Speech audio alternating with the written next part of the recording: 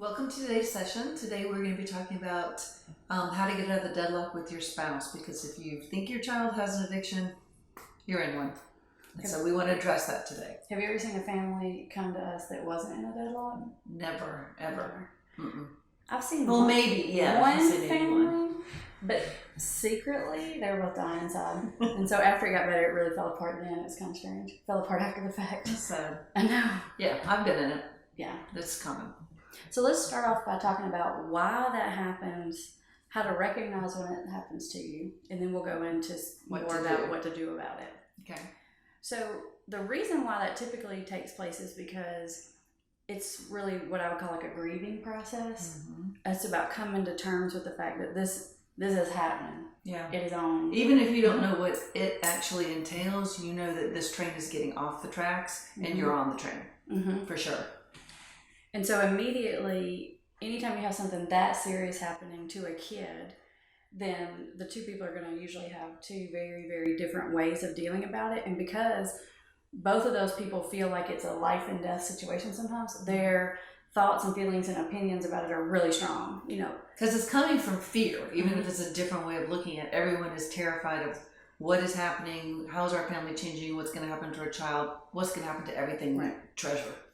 And I do want to say that when we're talking about your child, that can be an adult child. So it can be a teenager, it can be a college kid, it can be your 40-year-old kid. Mm-hmm. These roles are going to play out no matter how old the kid is. Pervasive. Yeah, you're going to see it across the board. And sometimes it's been going on for years and years and years. Mm-hmm.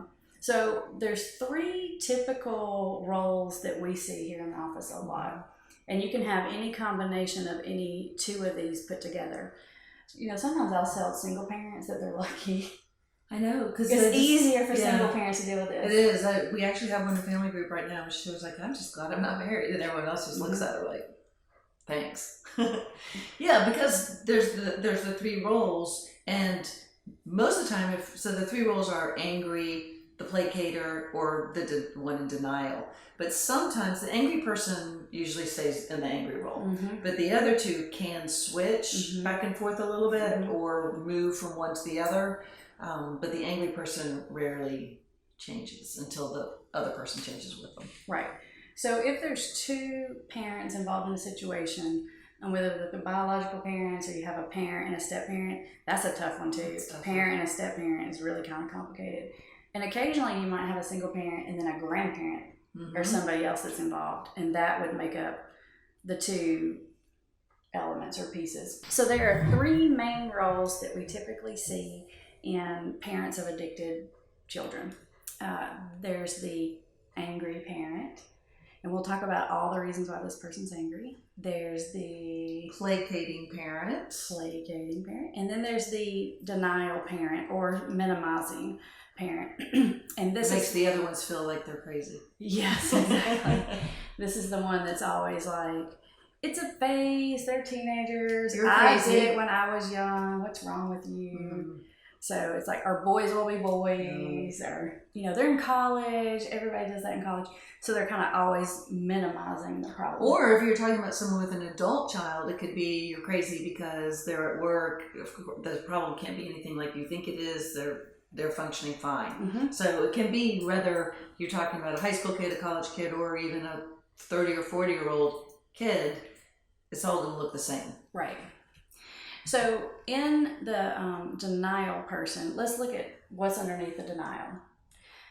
The first thing that's underneath there is this feeling of, if my kid has this problem, then they won't have a normal life anymore. Mm-hmm. So really it's a fear-based state, and they're afraid to really accept what's going on because it's like, are you telling me that my kid will never go to prom and drink? They will never have a glass of champagne at their own wedding. It's the fear of the not normalcy that they need for their child. I think they need for their child to have. Campbell calls that loss of dream. She does a lot of talking about loss of dream because we have these ideal images in our head about this kid that we've raised, we put our whole heart into, and we have all these thoughts and feelings wrapped up into what we think their future is going to look like. And in how we'll look at those roles. Like, what will it be like for me at my child's wedding if the wedding is dry?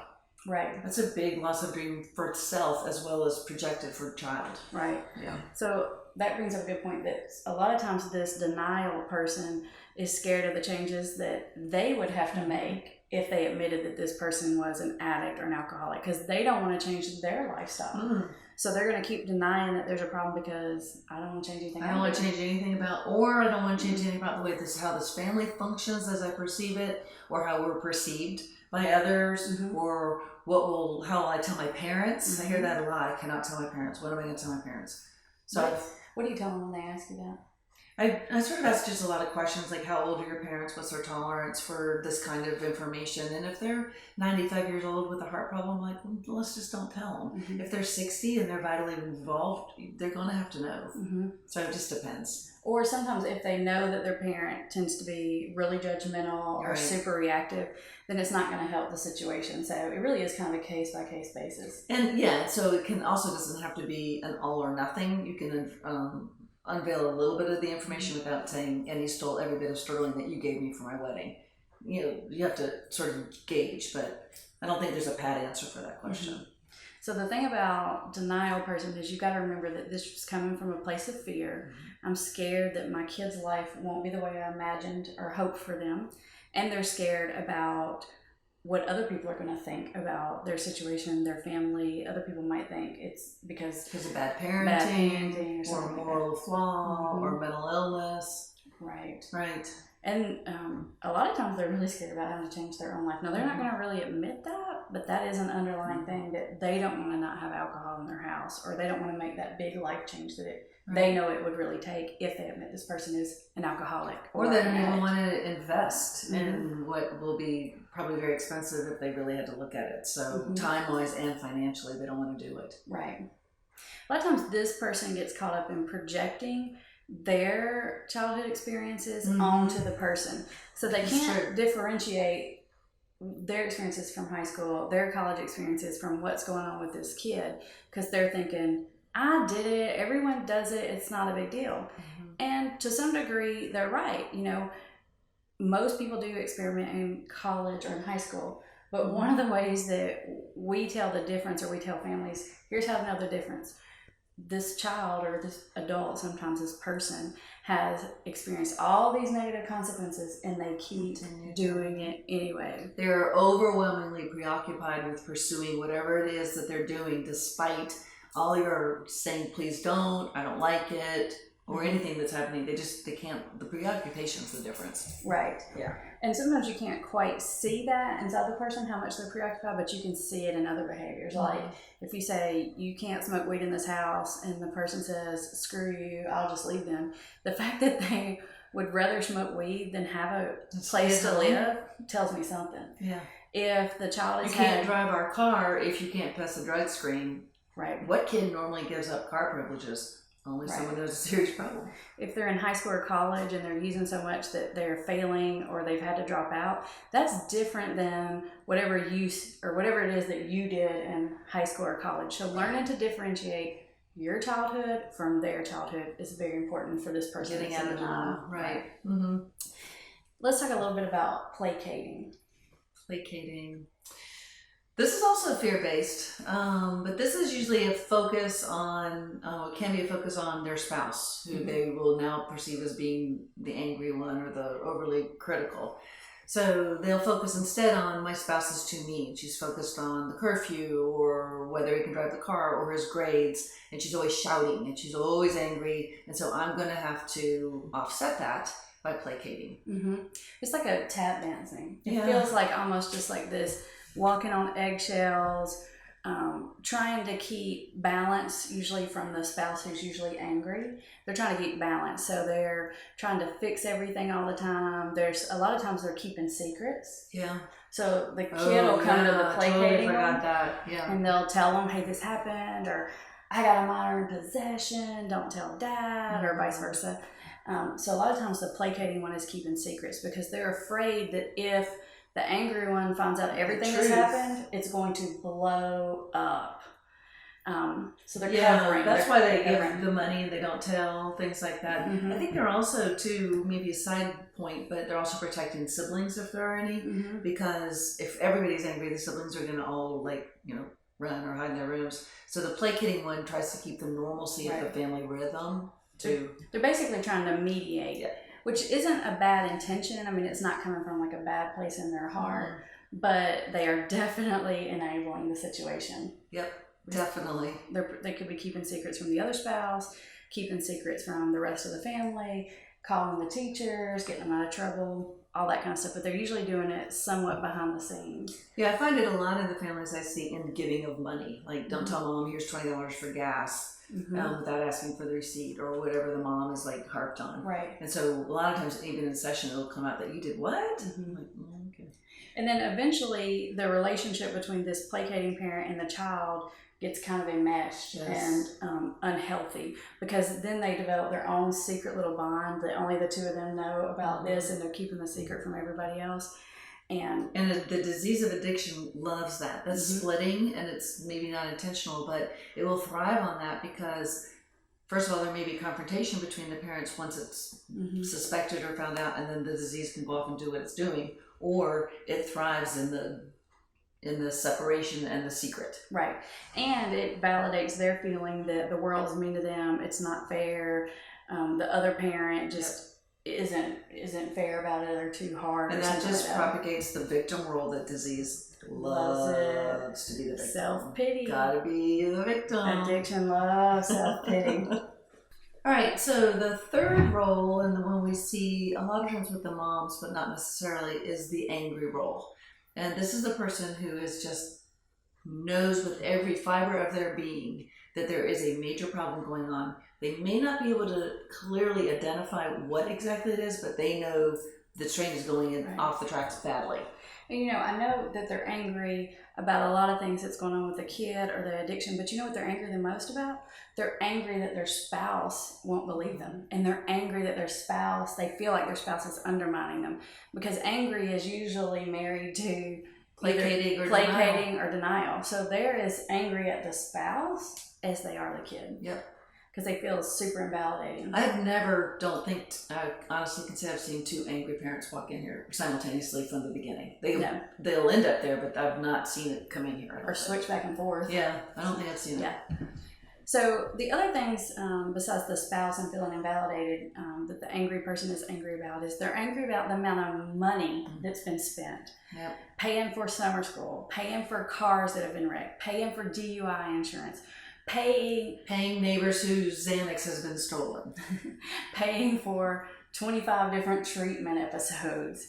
So they're ticked off about the amount of money that's being thrown. Or the amount of money that's been stolen, things that have been taken from their house. There's a lot around the money part of this problem. There really is. There's a lot. Oh yeah.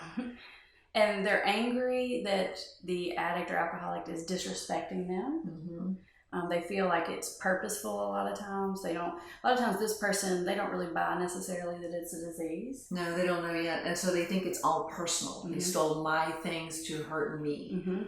He's not coming home on time, even though he knows I have to be at work at 8, purposefully against me. They're just trying to tick me off. Yeah. Right. They're also overwhelmed with everything that's happening, because this person usually has a real strong sense of what's really happening behind the scenes. Angry person probably has a stronger intuition. Yeah. Because it's like it's on fire. It's like there's alarms going off in their head 24/7 saying, this isn't okay. Good. Something bad's going to happen. We got to act. Yeah. Yeah. Yeah. And it's generally, I see, not always, but it's the mom, and it's because that intuition, that mother's intuition, that limbic connection allows them to be that in tune. Right. So yeah, so a lot of times we see... And they spend probably more time. Moms that are super angry. But it's not always that way. No. It's just, there's going to be one angry one. It can switch back and forth. So that's angry. The key to remember is that all of the types are fear-driven. It's just the different ways that we're reacting to that fear. So it's like fight, flight, or freeze, basically. Exactly, yeah. Are these three sort of ways of dealing with this fear. To get on the same page, there's a little bit of a trick to it. So we want to go into, if you are married to, or you're with the angry one, or if you're with the denial one, or if you're with the placating one, there's a little bit of a different kind of tactic you got to take. Basically, you've got to get the family dynamic shifted. Right. So you got to do opposite of what you've been doing. So there's only two things that can happen. One, you have to step back, or two, you can step forward. Right. And that way the other people have to either pick up the slack or recognize what's happening faster. Right. A good way to remember it is think about what you've been doing and do the opposite, because that will throw the system in a loop and it will get things shifted up. So but you have to do it calmly, without anger. You have to do it nice. Yes, nice. Always nice. So if you are married to the denial person, what you may want to do is you may want to interact with your denial spouse and say, you know what, I probably have been over exaggerating this. You know what, I think a lot of kids really do go through this. Maybe it's not that big a deal. I know that feels sort of counter your instincts, but it will allow that person to come to it. It's a little bit like reverse psychology. Yeah. It totally works. It's called rolling with resistance. Right. Yeah, because if you do that, then the next time there's a problem and you're not the one saying, oh my God, see, I told you, look, they're going to be like, hey, I kind of think that this might be happening, and it'll just happen. Right, because a lot of times the denial parent is part of what's fueling that is that the other one's so angry. Yeah. And so if they'll calm down from being so angry and reactive to the situation, the denial parent will see it faster if they know that seeing it isn't going to mean disaster. Yeah, it's not going to put it on the hyperboil. It gives them room to be able to see it in a safe way. Exactly. So what do you do if you're married to a placating parent? You also step back in that, because they're going to have to figure out that they're placating, which is feeding the problem. So, this is where you don't point out that they just gave them $20 for gas, but we know that they didn't even have their car. You just stop pointing it out again, so that the placater realizes they've been taken, or that they are in fact feeding the problem through their innocence. Right. So you don't have to be angry or ugly or bad cop, but you have to stop lying and hiding and secret keeping, because that's usually what placating is doing, or fixing the problem. Yeah. So you got to sort of step back from that. You can do that and still be kind and understanding and empathetic, but you've got to stop the secret keeping, because we see that a lot. I'll see parents that are lying more than the addict's lying. I mean, seriously, it can get out of control. Yeah. So placating's that person's got to stop sort of the secret keeping. So if this is your spouse, then you have to make it safe for them to tell it. Exactly. So it means if you tell me something and you're not secret keeping, I can't freak out. I can't say, I told you so. Why'd you let this happen? Or you have to. It's sort of a game on phase when you get into this. I'm going to be different to facilitate change. So if you can really embrace that concept of I'm going to change my role for the result that I want. I can do it kindly, lovingly, softly, so the other person can do what I want them to do and need them to do. Right. It's not not caring. It's not disengaging. It's not pulling out of a relationship. It's just shifting so the other person can shift with you. Right. So the other person can step up and get same page as you. Right. And then if you are married to the angry person, and this is the relationship you're in, you have to step forward. You got to step forward. If they're angry all the time and they're yelling about how this is screwing everything up, instead of you minimizing it and denying it and saying, no, it's not, and it's okay. You got to validate it. You got to say, you know what? You're right. This sucks. I know you're angry and I understand why. This kid is screwing up our life. And just acknowledging it, because you know it. You know it. You're just scared to say it. But if you'll say it, the person will get less reactive. So all three scenarios we just talked about is really giving the other person the grace to change, by not reacting in the ways that you have in the past. Right. So basically, if you're watching this video, it's on you. You got to be the big one, and you have to align with your spouse instead of being upset that they're not aligned with you. And it's amazing what will happen. They will come more to your way of thinking if you will do that. And that really goes toward what we say all the time here. You have to get on the same page to make any progress with your child, no matter what the age. And this will help you get on the same page. It is better to be wrong together than right separately. It just doesn't work out at all. Right. So if you have to agree with your spouse and go against your gut instinct, even though you might be right. Right, even though you might be right, that's still better. It's still better. It's still better. Because addiction will take everything. It will take everything from your loved one. It will take everything from you, including your marriage. I've seen it. We've seen it dozens and dozens of times. What we're telling you here today will help, if nothing else, disease from taking your marriage. Right.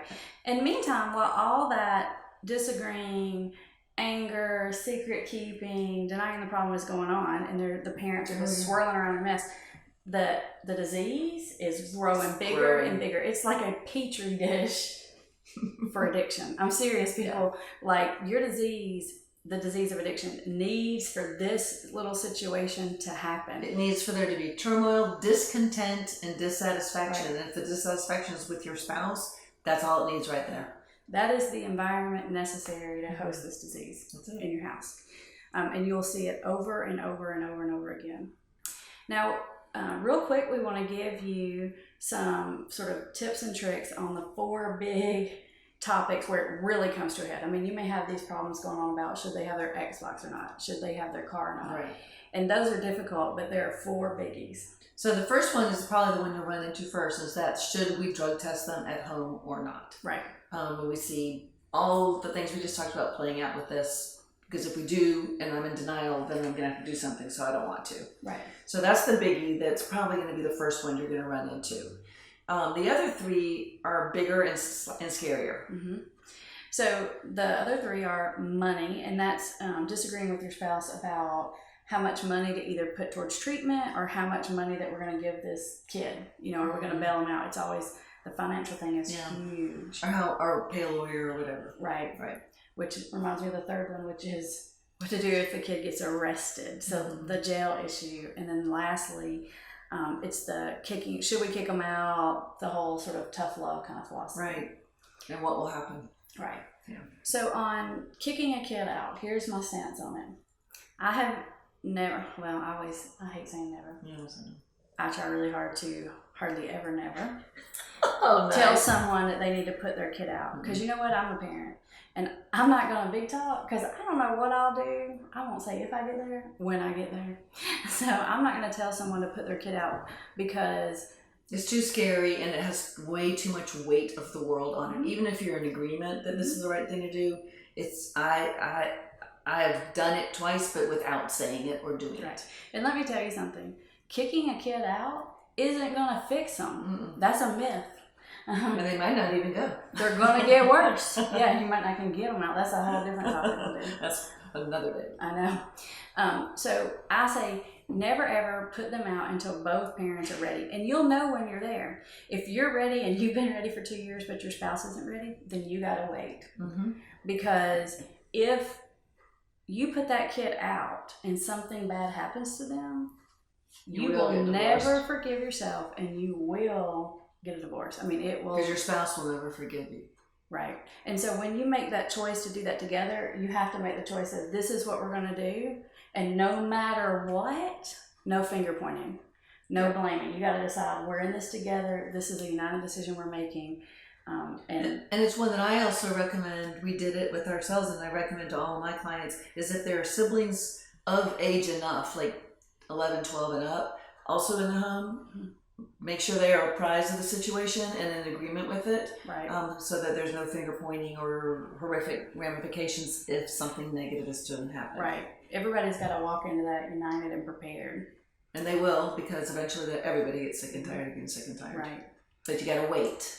Again, this is where you have to either step forward or step back. Same thing. Right. Yeah. Jail. Here's what I like to say about jail. If your kid gets arrested, number one, as long as it's not like the hugest charge ever, like they're going to prison forever, like they killed somebody or something, then that's usually a good thing. A lot of times when you've got a kid out there that's really struggling with this disease, you lay in bed and you pray that they're going to be arrested. You hope for an MIP. Like a little possession, that'd be great. Awesome. That's like the best case Get scenario. pulled over and have a little possession is a gift. It is, it really is. So what I say about that as far as getting them out is you got to let them stay long enough to feel the uncomfortableness. The unmanageability of their choices. Right. So if you have like a teenager or a young adult and they get arrested and you're up there and you get them out in like 2 hours, that's just bragging rights. Right. Then that young person's going to go be like, dude. I had peanut butter in prison. I lived next to a murderer and I'm so cool. I look good in orange. Right. So you got to let them stay a minute or two. Or 19. Yeah. Yeah.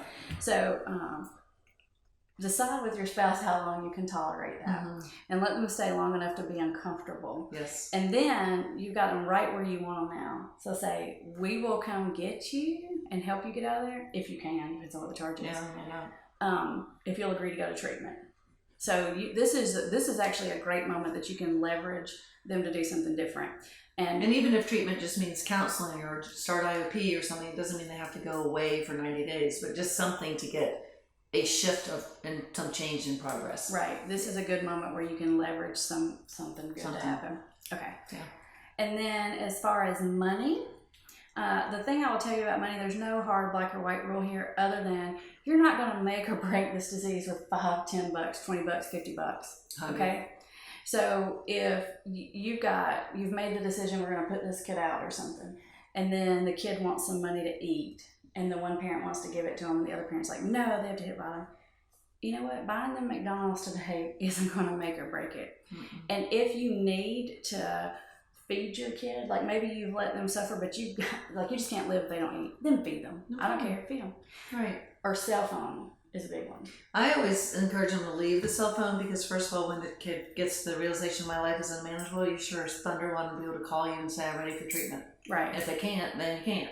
Yeah, plus I think the parent just feels scared all the time, like But if they can't get a hold of right. them and vice versa. So a lot of times parents do that for their own sanity. Yeah, I'm a cell phone advocate. So if you're still feeding your kid and your kid still has a cell phone, don't beat yourself up. You're not going to make or break this disease with those choices. No.